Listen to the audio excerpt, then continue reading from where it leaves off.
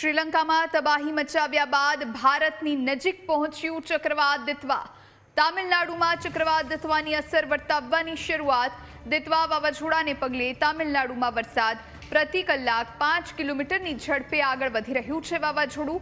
આંધ્રપ્રદેશ અને પુડુચેરીમાં પણ red alert આપવામાં આવ્યું છે। એસડીઆરએફની 16 ટીમ અને એનડીઆરએફની 20થી વધુ ટીમ તૈનાત કરવામાં આવી છે।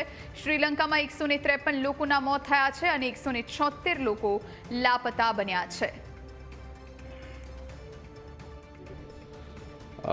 आज तो शाम तक राहत की कोई गुंजाइश नहीं है, क्योंकि सिस्टम ये अलोंग दी कोस्ट नॉर्थ की तरफ बढ़ते रहेंगे और शाम तक चेन्नई के आसपास करीब 30 किलोमीटर समुंदर के अंदर रहेगा। सो बारिश लगातार आज पूरे दिन चलती रहेगी उधर। एंड साउथ कोस्टल एपी के कहे तो वो कल तक वहाँ बारिश होगी और आसपास की जो थोड़ा सा इलाका रायलसीमा या तेलंगाना में वहाँ भी 1-2 डिस्ट्रिक्ट्स में भारी वर्षा होने की तो संभावना है।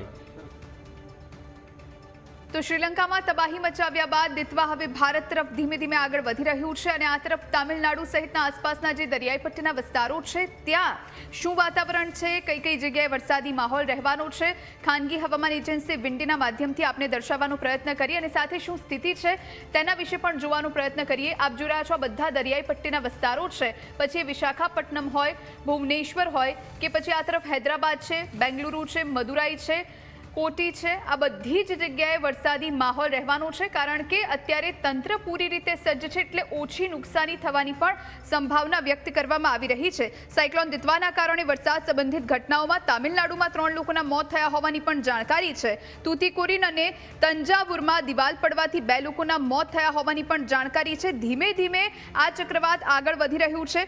જે પ્રમાણે અત્યારે સમાચાર છે એ અનુસાર શ્રીલંકામાં તબાહી મચાવ્યા બાદ હવે ભારતમાં આગળ વધી રહ્યું છે દિત્વા।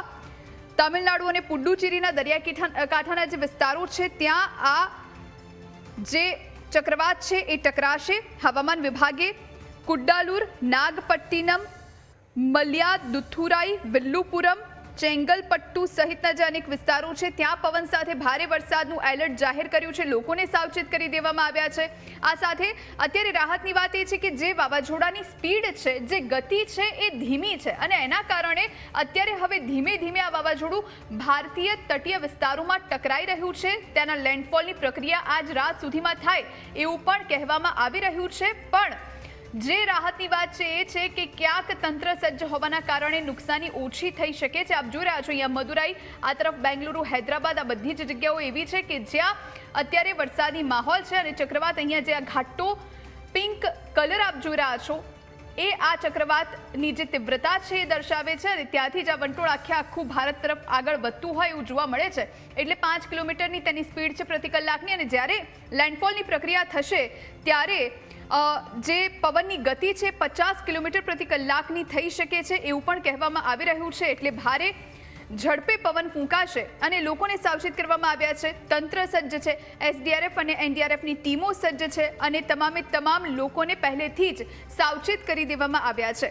તામિલનાડુ અને આસપાસના જે પુડુચેરી સહિતના જે દરિયાઈ વિસ્તારો છે ત્યાં ભારે નુકસાની થઈ શકે છે। વરસાદી માહોલ અને જે દરિયા કિનારો છે એ દરિયા કિનારાની અંદર ઊંચા મોજા અને તીવ્ર કરંટ જોવા મળી રહ્યું છે એટલે લોકોને પણ પહેલેથી દરિયા કિનારાથી દૂર રહેવાની છેલ્લા ઘણા દિવસોથી સૂચના આપી દેવામાં આવી છે। સાથે સાથે જે શાળા કોલેજ છે કે પછી અન્ય જે ગવર્મેન્ટની જગ્યા છે એ બધી જ જગ્યાએ રજા પણ ડિક્લેર કરી દેવામાં આવી છે। અને જે પ્રમાણે અત્યારે આ વિન્ડી મારફતે આપને દર્શાવ્યું કે કેવી રીતે લોકોને સંપૂર્ણપણે સાવચેત કરી દેવામાં આવ્યા છે। પછી એ હૈદરાબાદ હોય કે આગળની તમામ જે તટીય વિસ્તારની જે જગ્યાઓ હોય આ બધી જ જગ્યાએ લોકોને ખાસ સાવચેત કરવામાં આવ્યા છે।